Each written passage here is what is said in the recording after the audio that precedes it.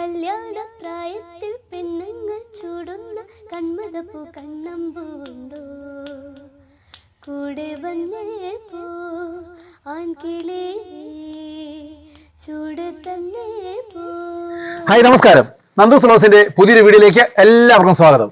തുളസിക്കതിർ എന്ന ഒറ്റ ഗാനത്തിലൂടെ സോഷ്യൽ മീഡിയയിലൂടെ മലയാളി പ്രേക്ഷകരുടെ മനം കവർന്ന ഹന ഫാത്തിമാണ് ഇന്ന് നമ്മോടൊപ്പം ഉള്ളത്. വ്യത്യസ്തമായ ആലാപന ശൈലി കൊണ്ട് പ്രേക്ഷകരുടെ മനം കവർന്ന ഈ ഗായികയുടെ പാട്ടുകളും വിശേഷങ്ങളും നമുക്കൊന്ന് കാണാം. ഇതാണ് ഹന ഫാത്തിം. തുളസിക്കതിർ നുള്ളിയെടുത്ത് എന്ന ഗാനം പാടിയ തട്ടമിട്ട പെൺകുട്ടി. ഒരൊറ്റ ഗാനം കൊണ്ട് സോഷ്യൽ മീഡിയയിൽ വൈറലായ ഹന ഇപ്പോൾ പ്രമുഖ ഗാനമേള ട്രൂപ്പുകളിൽ സജീവമാണ്. ശബ്ദമാധുര്യം കൊണ്ട് പ്രേക്ഷക മനസ്സുകളിൽ ഇടം നേടിയ ഹന ഫാത്തിം കരുനാഗപ്പള്ളി വെളുത്തമണൽ എന്ന സ്ഥലത്ത് നൌഷാദ് ജസീല ദമ്പതികളുടെ മകളാണ്. സ്റ്റേജിൽ ഏറ്റവും കൂടുതൽ പാടിയിട്ടുള്ള ഒരു പാട്ട്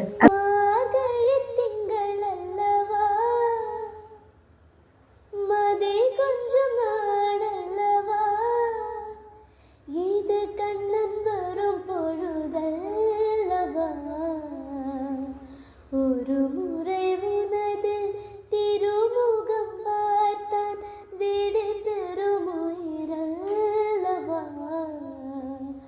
ഒരു മുறை ഉനത് തിരുമുഖം പാർത്താൻ വീട് തെരുമൊയിരല്ലവാ.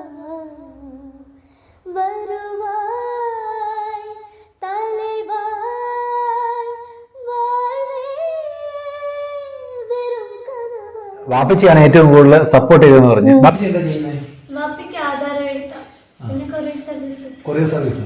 വാപ്പച്ചിക്കും പാട്ടറിയാന്ന് പറഞ്ഞായിരുന്നല്ലേ? കാതിൽ തേൻ മഴയായി പാടും കാറ്റേ കടലേ, കാതിൽ തേൻ മഴയായി പാടും കാറ്റേ കടലേ, കടൽ കാറ്റിൻ മുത്തങ്ങളിൽ കരൾ കുളിർത്താരോ മധുരമായി പാടും മണി ശംഖുകളായി കാതിൽ തേൻ മഴയായി പാടും കാറ്റേ കടലേ. മോളുടെ ഉള്ളിൽ ഒരു കലാകാരി ഉണ്ടെന്ന് എത്ര കാലമായി അറിഞ്ഞിട്ട്? എനിക്ക് 7 വയസ്സുള്ളപ്പോൾ തൊട്ടാണ്. അതിന് ഒരു 5 വയസ്സ് തൊട്ട് ഞാൻ ക്ലാസ്സിനൊക്കെ ഇരുന്ന് തുടങ്ങി. എന്നുവെച്ചാൽ എൻ്റെ കസിൻസ് ഒക്കെ ഇങ്ങനെ പോയിരുന്നു. അപ്പം ചുമ്മാ പാട്ട് കേൾക്കാനൊക്കെ വേണ്ടിയായിരുന്നു പോകുന്നത്. പക്ഷെ അപ്പം നമുക്കിങ്ങനെ പറഞ്ഞു തരുന്ന സംഗതികളോ സ്വരങ്ങളോ ഒന്നും തിരിച്ച് പാടാനുള്ളൊരു അറിവോ ഒന്നും ആയിട്ടില്ലായിരുന്നു. പിന്നെ 7 വയസ്സ് തൊട്ട് എനിക്കിങ്ങനെ സുരേന്ദ്രൻ സാർ, അന്നത്തെ എൻ്റെ അധ്യാപകനാണ്, സത്യം പറഞ്ഞാൽ സാറാണ് എന്നെ ആദ്യമായിട്ട്, സാറ് പഠിപ്പിച്ച സോങ്ങാണ് ഞാൻ ആദ്യമായിട്ട് സ്റ്റേജിൽ കയറി പാടുന്നത്.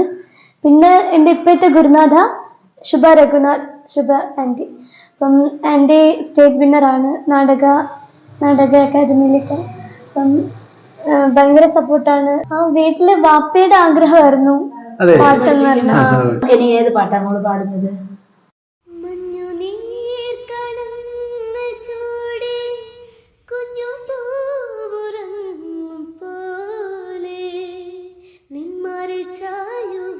നിൻകുളിർ ചൂടുവാൻ ഗന്ധർവ കന്യനം വന്നിറങ്ങി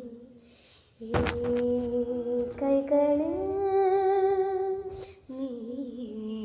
നീടുവാൻ സ്വപ്നം പോലെ ഞാൻ വന്നു